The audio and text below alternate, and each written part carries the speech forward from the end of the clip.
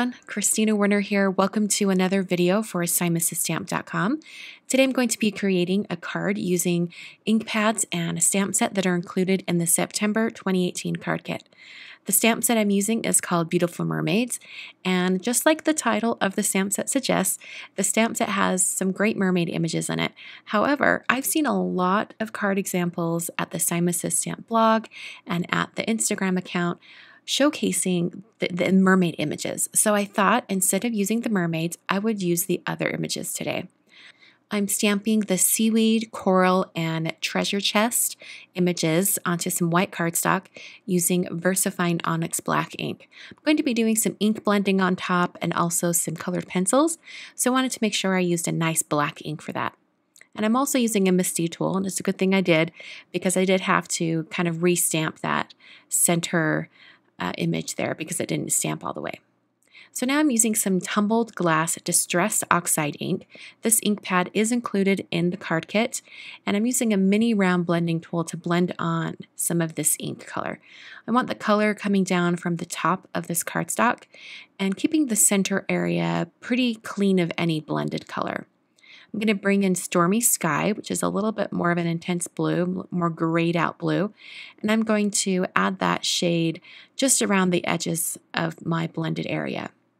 I'm going to bring in a third ink pad. Now this ink pad is not included in the kit. The two blue colors are. So I'm going to bring in the color Antique Linen, and I'm going to use this color at the very bottom for the sand at the bottom of the ocean. And I'm just going to blend that sort of up into that area a little bit. And I'm not worrying about the color going into these images because that just adds to the overall feel of this scene. So to finish off the scene, I'm going to take a black pen and just extend out the lines from the stamped images. This is going to make the scene look more complete and less like four separate little stamps. So I'm using an envelope addressing pen for this. This is just a nice waterproof pen. I'm not going to be adding any water on top of this or any additional ink. I'm just going to be using colored pencils, but this is kind of the pen thickness that I thought would work best. So I'm adding some colored pencils on here onto the chest, and I decided for the gold coins on the inside of the chest that I wanted to have something shimmery and very gold-like. So I'm actually going to be bringing in some Fine Tech pearlescent watercolors on top. And I've noticed that when I paint with the gold color in particular, that it tends to look a bit better when it's on a dark surface.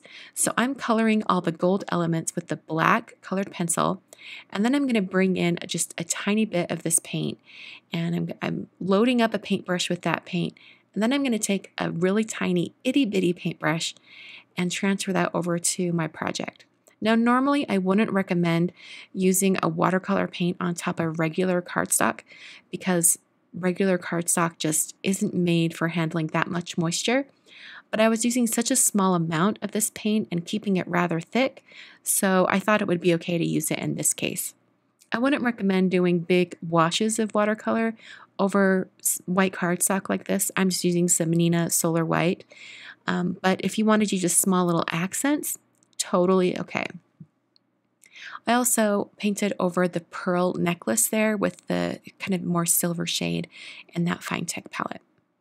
I then continued on coloring the rest of this scene, and I wanted to make sure that I used some nice colorful color selections for the coral pieces and also over to the seaweed, just because the treasure chest and the sand and the blue water were all kind of very subdued. I wanted some more brighter colors on this as well. So I used two different colors of green for the seaweed, added some white for a few highlights, and then I brought in a little bit of a darker brown shade just to add some shadows on the sand area. I felt like it needed a little something on the bottom there. So after I had this piece pretty much colored the way I wanted it to be, I trimmed it down. Originally, I was going to have this on like a one-layer card and have everything masked off, but then I decided I wanted to have it popped up, so that's why I cut it down. I filled in some of those black lines that I painted over with that black pen again. And then I'm going to be using one of the sentiments from the stamp set, and I'm stamping it in the Distress Oxide ink. This is the Stormy Sky color.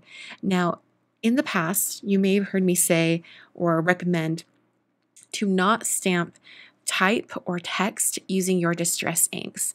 And I still stand by that. Like, you don't get the best result. However, Distress Oxide inks are fantastic for greetings because they give you a nice solid image.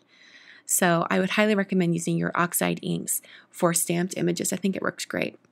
To finish off this scene, I took a thin black line using a ruler around the outer edge, and that one little corner in the top kind of got a little black smudge on it from a pen. So to make it look a little bit more purposeful, I added little hatch marks up at the top corners. And then adhered this to a white card base using some fun foam behind the stamped and colored area. So that's the card for today. I hope you guys enjoyed. Make sure you check out the Simon Says Stamp blog for even more inspiration using this card kit. Thanks for watching, and I'll catch you guys next time.